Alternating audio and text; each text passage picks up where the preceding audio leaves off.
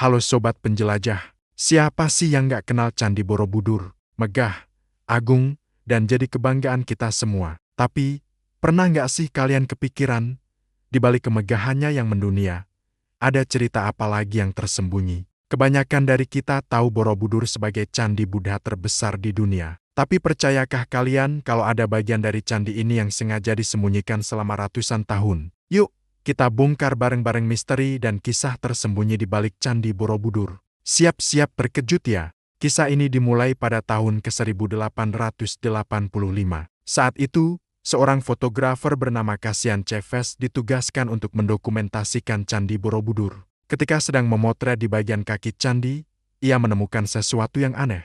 Ada tumpukan batu yang sepertinya menutupi struktur asli di bawahnya. Penemuan ini langsung dilaporkan, dan seorang arkeolog bernama J. W. Itzerman memimpin penggalian. Dan benar saja, di balik tumpukan batu itu, ditemukanlah sebuah tingkat tersembunyi yang berisi 160 panel relief yang belum pernah dilihat dunia. Tingkat ini kemudian diberi nama Karmawi Bangga. Nah, ini yang bikin penasaran. Kenapa bagian seindah dan sepenting ini harus disembunyikan? Para ahli punya beberapa teori. Teori pertama dan yang paling populer adalah alasan arsitektural. Kaki candi yang asli diduga tidak cukup kuat untuk menopang struktur raksasa di atasnya. Bayangkan, jutaan balok batu vulkanik bertumpuk tinggi. Ada kekhawatiran candi bisa longsor atau amblas. Jadi, para pembangunnya di masa lalu memutuskan untuk mengorbankan tingkat paling bawah ini, menutupinya dengan tumpukan batu penopang demi menjaga kelestarian seluruh bangunan candi. Sebuah keputusan sulit, tapi mungkin sangat jenius pada masanya. Teori kedua lebih bersifat filosofis dan religius. Relief di Karmawi Bangga ini menggambarkan hukum sebab akibat atau karma dalam ajaran Buddha. Isinya detail banget, mulai dari perbuatan baik yang menghasilkan kebahagiaan surgawi, sampai perbuatan buruk seperti bergosip, mencuri, membunuh, yang akan mendapat balasan setimpal di neraka. Beberapa ahli berpendapat, relief-relief ini dianggap terlalu duniawi atau bahkan menampilkan penggambaran yang mungkin kurang pantas untuk dilihat oleh masyarakat umum atau peziarah yang ingin mencapai pencerahan.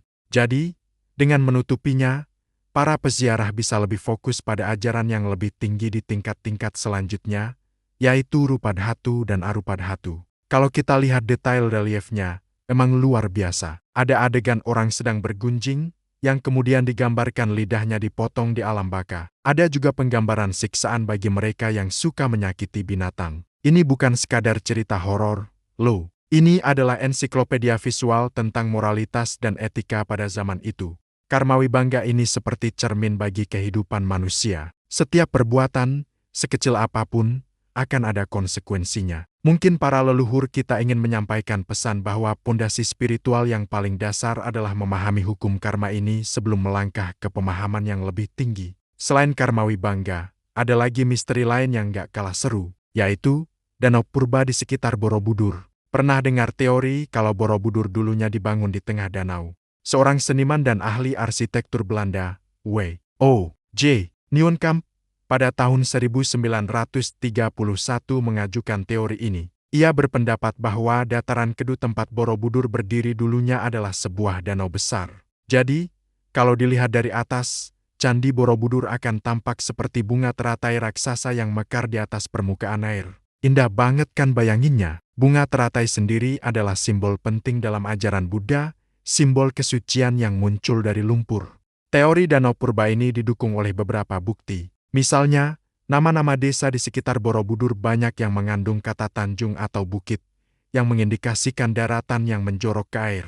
Analisis geologi juga menemukan lapisan sedimen danau di beberapa titik di sekitar candi. Meskipun begitu, teori ini masih jadi perdebatan hangat di kalangan para ilmuwan. Ada yang setuju, ada juga yang berpendapat bahwa itu bukanlah danau besar, melainkan hanya area rawa-rawa akibat seringnya luapan sungai Progo dan Elo yang mengapit candi. Entah danau atau rawa, yang jelas pemandangan Borobudur di masa lalu pasti sangat berbeda dan magis. Sekarang kita beralih ke relief-relief di tingkat atas yang bisa kita lihat.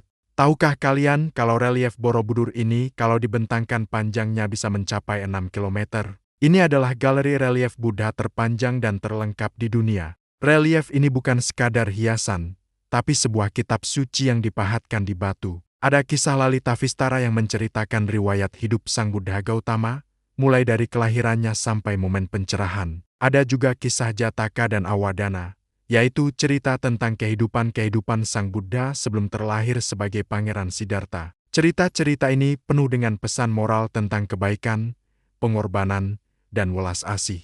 Salah satu relief yang paling menarik perhatian adalah relief kapal layar bercadik. Relief ini menunjukkan bahwa nenek moyang kita adalah pelaut ulung yang mampu mengarungi samudra luas, mungkin sampai ke Madagaskar di Afrika. Kapal ini, yang kemudian dikenal sebagai kapal Samudra Raksa, menjadi bukti kemajuan teknologi maritim Kerajaan Mataram kuno. Bahkan, replika kapal ini pernah dibuat dan berhasil berlayar dari Indonesia hingga ke Ghana, Afrika Barat, untuk membuktikan ketangguhannya. Jadi, Borobudur bukan cuma monumen spiritual, tapi juga catatan sejarah kejayaan maritim Nusantara. Lalu, siapa sebenarnya yang membangun mahakarya ini? Borobudur diperkirakan dibangun pada abad ke-8 dan ke-9 oleh dinasti Sailendra pada masa pemerintahan Raja Samaratungga. Proses pembangunannya memakan waktu sekitar 75 hingga 100 tahun. Bayangkan, tanpa alat-alat modern, tanpa komputer,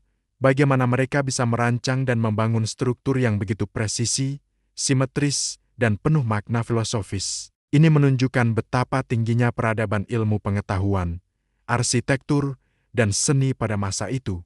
Setiap batu dipahat dengan tangan, diangkut, dan disusun dengan perhitungan yang sangat matang. Benar-benar sebuah dedikasi yang luar biasa. Setelah masa kejayaannya, Borobudur sempat terlupakan selama berabad-abad. Tertimbun abu vulkanik dari letusan Gunung Merapi dan tertutup hutan lebat. Baru pada tahun 1814, Sir Thomas Stamford Raffles, Gubernur Jenderal Inggris saat itu, mendengar laporan tentang adanya monumen besar yang tersembunyi di hutan. Ia kemudian mengutus Harry C. Cornelius untuk menyelidikinya. Sejak saat itulah, Borobudur kembali ditemukan dan proses pemugaran besar-besaran dimulai. Puncaknya adalah proyek restorasi besar yang dibantu oleh UNESCO pada tahun 1970-an. Berkat penemuan kembali dan restorasi inilah, kita hari ini bisa menikmati keindahannya. Jadi, teman-teman, saat kalian berkunjung ke Borobudur lagi, cobalah untuk tidak hanya melihat kemegahannya dari luar. Bayangkanlah kisah-kisah yang terukir di setiap reliefnya. Bayangkanlah kaki candi yang tersembunyi dengan ajaran Karmawi bangganya. Bayangkanlah kemungkinan adanya danau purba yang mengelilinginya. Borobudur bukan hanya tumpukan batu, tapi sebuah perpustakaan raksasa yang menyimpan kearifan, sejarah, dan misteri yang tak lekang oleh waktu. Setiap sudutnya berbisik tentang kejayaan masa lalu dan ajaran universal yang masih relevan hingga hari ini. Itulah sebagian kecil dari cerita tersembunyi di balik Candi Borobudur. Masih banyak lagi misteri yang mungkin belum terpecahkan. Apa pendapat kalian tentang semua ini? Teori mana yang paling menarik buat kalian? Coba tulis di kolom komentar ya. Jangan lupa untuk like, share video ini, dan subscribe channel kita agar nggak ketinggalan penjelajahan seru lainnya. Terima kasih sudah menonton, sampai jumpa di video berikutnya.